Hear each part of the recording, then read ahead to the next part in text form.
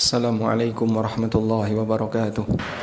Innal hamdalillah nahmaduhu wa nasta'inuhu wa nastaghfiruh wa na'udzu billahi min shururi anfusina wa sayyiati a'malina. May yahdihillahu fala mudilla lahu wa may yudlil fala hadiya lahu. Wa ashhadu an la ilaha illallah wahdahu la syarika lahu wa ashhadu anna Muhammadan 'abduhu wa rasuluh. Ya ayyuhalladzina amanu taqullaha haqqa tuqatih wa la tamutunna illa wa antum muslimun. Ya ayyuhan nasu taqu rabbakumul ladzi khalaqakum min nafsin wahidah wa khalaqa minha zawjaha wa batha minhuma rijalan katsiran wa nisaa'a wattaqullaha alladzi tasaaluna bihi wal arham innallaha kana 'alaikum raqiba.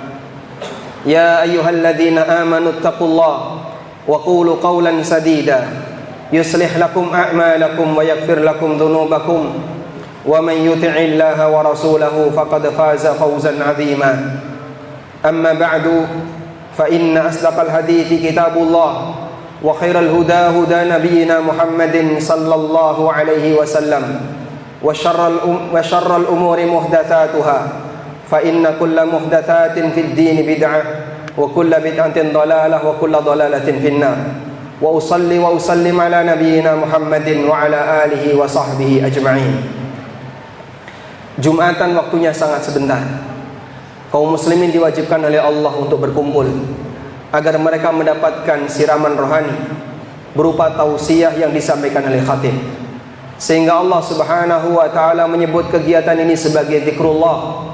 Dan kaum muslimin dilarang untuk melakukan aktivitas apapun yang wajib untuk menghadiri Jumatan, sampai pun aktivitas produktif seperti jual beli. Allah Subhanahu wa taala berfirman, Ya ayyuhalladzina amanu idza nudiya lis-salati min yaumil jum'ah fas'au ila dzikrillah. Wahai orang yang beriman, apabila telah dipanggil untuk menuju kegiatan Jumatan, fas'au ila dzikrillah, maka bersegeralah kalian menuju zikrullah. Allah melarang wadarul bai', dan tinggalkan jual beli. Sehingga jika aktivitas jual beli yang kita sepakat ini adalah aktivitas produktif, dilarang oleh Allah Subhanahu wa taala agar seseorang bisa menghadiri Jumatan, apalagi aktivitas yang tingkatannya lebih rendah daripada itu. Saya melihat ada sebagian di antara jamaah yang ketika adzan sudah berkumandang, dia masih main HP, ternyata main game. Ada juga yang ngobrol di belakang. Padahal Nabi SAW memberikan peringatan, idza qulta li sahibika ansit wal imamu yakhtub faqad laghauta. Apabila kau mengatakan diam, hanya satu kata diam kepada temanmu, wal imamu yakhtub, sementara imam sedang berkhutbah, faqad laghauta, maka engkau telah menggugurkan pahala Jumatanmu. Mungkin dia hadir fisiknya di sini, tapi dia tidak pulang dengan membawa pahala Jumatan, karena dia melanggar aturan dari Nabi sallallahu alaihi wasallam. Jamaah dilakukan Allah, pentingnya Jumatan karena kita selalu butuh siraman rohani. Allah Subhanahu wa taala berfirman, "Wa dzakir fa inna dzikra tanfa'ul mu'minin." Berikanlah peringatan, sesungguhnya peringatan itu bermanfaat bagi orang yang beriman. Dan sejauh perhatian seseorang terhadap sesuatu, perhatian seseorang terhadap sesuatu akan diimbangi dengan upaya dia untuk mengenalinya. Orang yang punya hobi otomotif, maka dia akan berusaha untuk mengenali apa saja yang terkait dengan masalah otomotif. Orang yang punya hobi tentang masalah ekonomi, dia akan berusaha untuk mempelajarinya. Orang yang senang dengan dunia peternakan, dia akan berusaha untuk mempelajarinya. Maka bagian dari kewajiban seorang muslim untuk mengenali agamanya, maka dia harus berusaha untuk mempelajari agamanya.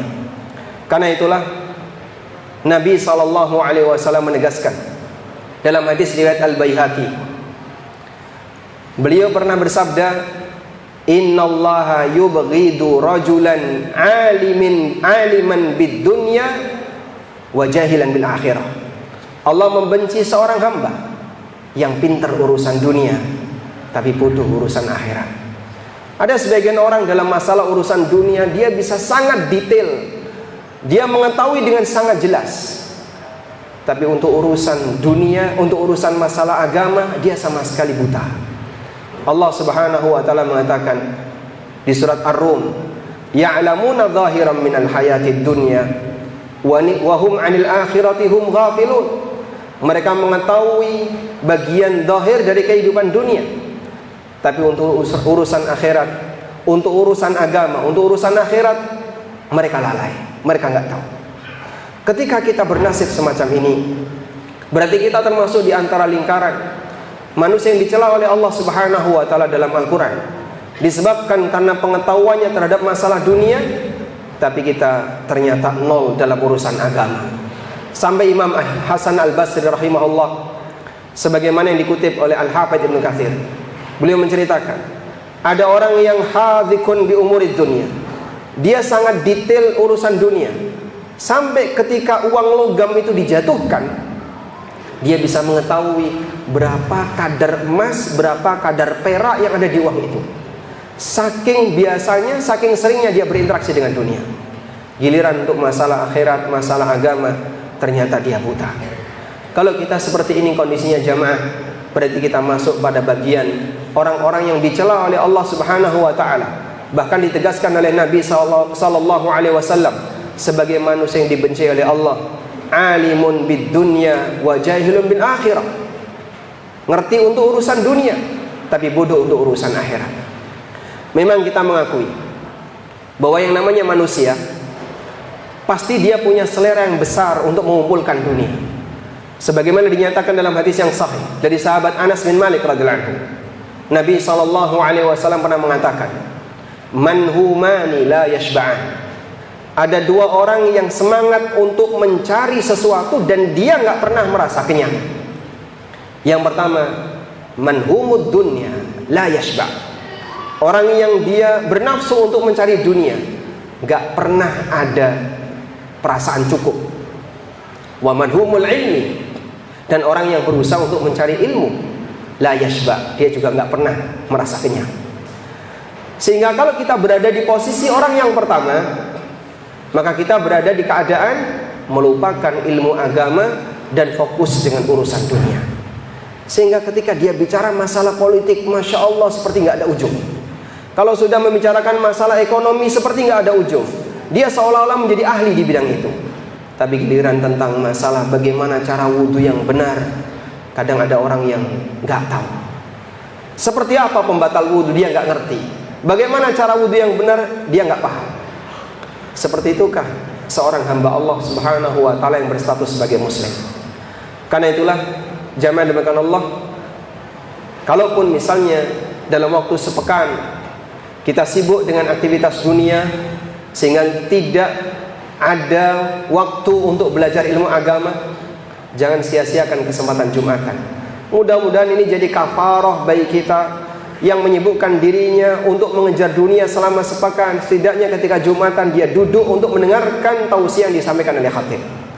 Tapi sangat disayangkan kalau ternyata Jumatan saja juga disepelekan, bahkan ditinggal tidur, nggak peduli mau diceramai nggak diceramai. Sampai kapan dia bisa mendapatkan siraman rohani? Kita mohon kepada Allah Subhanahu wa ta'ala, semoga Allah jadikan kita sebagai hamba yang memiliki hati yang terbuka untuk mau menerima kebenaran ilmu. Karena inilah kunci di mana seorang hamba bisa memiliki hati yang hidup. Demikian sebagai khutbah yang pertama. Aqulu qawli hadza wa astaghfirullah. Alhamdulillahi wa kafa, wassalatu wassalamu ala rasulil mustafa wa ala alihi wa sahbihi wa mawala. Wa ashhadu an la ilaha illallah wahdahu la syarika lah. Wa ashhadu anna Muhammadan abduhu wa rasuluh. Ya ayyuhalladzina amanu taqullaha haqqa tuqatih wa la tamutunna illa wa antum muslimun. Hadirin jamaah Jumat di belakang Allah. Suatu ketika sahabat Abu Ubaidah Ibnul Jarrah pulang dari Bahrain membawa harta yang jumlahnya sangat banyak dari hasil jizyah ketika beliau menarik dari kalangan orang-orang Majusi yang tinggal di Bahrain ketika itu. Sampai di Madinah di waktu subuh. Lalu Rasulullah SAW sholat subuh. Banyak masyarakat di Madinah berharap mereka bisa mendapatkan bagian dari pembagian harta yang dibawa oleh Abu Ubaidah Ibnul Jarrah bersama pasukannya. Kemudian Nabi SAW menyampaikan setelah sholat subuh, abshiru wa amillu, silahkan kalian bergembira dan berharaplah kebaikan. Lalu beliau mengatakan, fa wallahi mal faqru akhsha alaikum, sungguh demi Allah, bukanlah kemiskinan yang aku khawatirkan menimpa kalian, walakin akhsha alaikum an tubsata lakumud dunya fatanafasuha kama tanafasuha.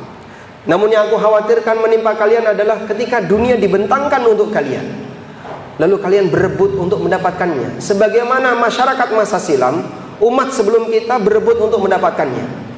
Fatuhlikakum kama ahlakatkum, lalu dunia itu membinasakan mereka dan dunia itu akan membinasakan kalian.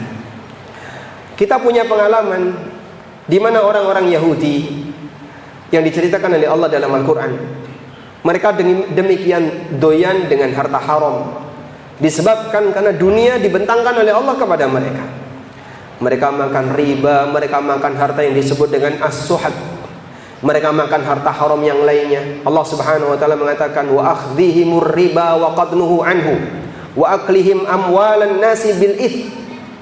Mereka mengambil riba padahal sudah dilarang, dan mereka makan harta orang lain dengan cara dosa.